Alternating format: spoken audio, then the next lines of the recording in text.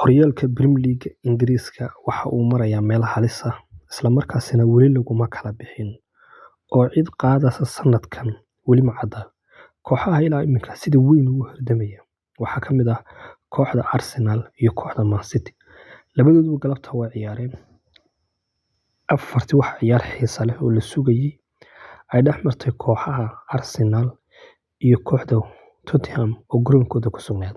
Labadan kooxood waa laba kooxood oo derbi ah laakiin laba position ama laba meelood oo kala duwan ay horyaalka ugu tartamayaan. Kulankan dardar buu ku bilaabmay, kubad xoogan buu ku bilaabmay labada kooxoodba. Laakiin laba koox oo isku xigay kooxda Arsenal heshay ayaa wax gool iska dhaliyay. Ciyaaryahanka dhexda uga ciyaara kooxda Tottenham Hojbjerg la yiraahdo markaa ninkaas gool iska dhaliyay ciyaarta hal gool iyo barbar noqotay. Kooxda Tottenham waxa u suurta gashay xoogaa kadib inay gool ay dhaliyaan hase yeeshee markii faartay waxa la isla kaashaday waxa uu noqday gool aan jirin oo la diiday maadaama uu offside ku jira ciyaaryahanka dhaliyay.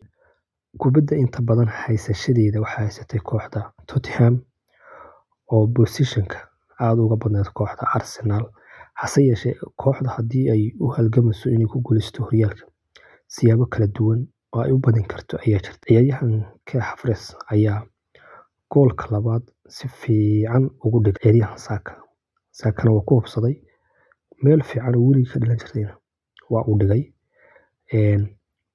Ciyaartu waxay ku soo dhamaatay 3 gool iyo 2 gool. 10kii daqiiqo u dambeeyay iyo 6 lagu daray kooxda Arsenal wadna rid bay ku ahayd taageerayaasha iyaga laftoodu fadhi waa diideen.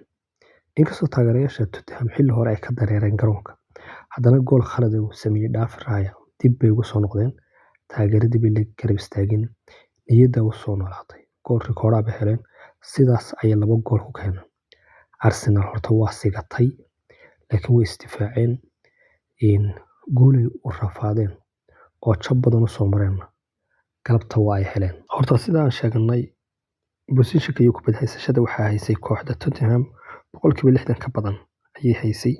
Sidoo kale waxay kala heleen 8 koorne oo kooxda Tottenham heshay iyo 5 koorne oo kooxda Arsenal heshay. Shoot-ka waxay kala sameeyeen kooxda Tottenham 15 shoot bay sameysay halka kooxda Arsenalna ay sameysay 9.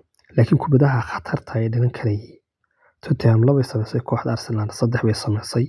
Sidoo kale kooxda kale Man City ayaa iyaduna la ciyaartay kooxda Nottingham Forest. Kulankan laftiisu City wuu ku weynaa kulan buu ahaa ay u soo diyaar garoobeen laftoodu inay badiyaan.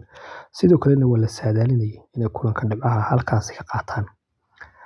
Hase yeeshee iyaga laftoodu waa sigteen oo nimankan yaryar ee Nottingham Forest waxay ka cararayeen iyaga laftoodu inay dhaadhacaan.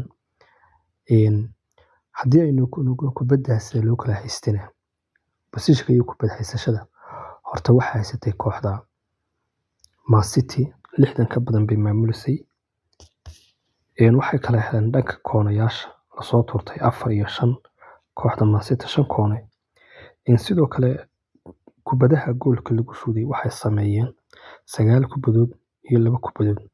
Xagga kubad shuudista waxa fiicnayd kooxdan Nottingham Forest laakiin waxba ma ay dhalin.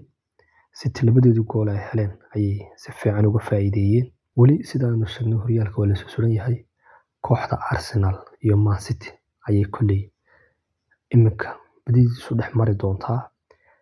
Ciyaaraha xiisaha leh City waxa ka mid ah kooxda Tottenham waa koox aad u firfircoon isla markaasina wax ka keeni karta City. Ayay kulay Arsenal dhawrayaan inay halka Man City dhibco ka lumiso laakiin kulanka waa arki doonaa.